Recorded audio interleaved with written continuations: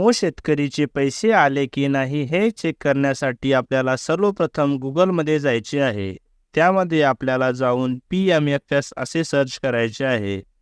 त्यानंतर आपल्यासमोर pmfs.nic.in असे ओपन होईल.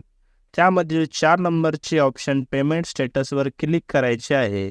पेमेंट स्टेटसवर क्लिक केले असता आपल्यासमोर एक इंटरफेस ओपन होईल.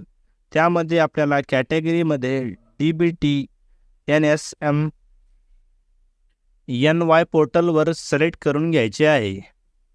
पेमेंट मोडवर क्लिक करायचे आहे. इंटर ॲप्लिकेशन ID आपली PM किसानची ID टाकायची आहे.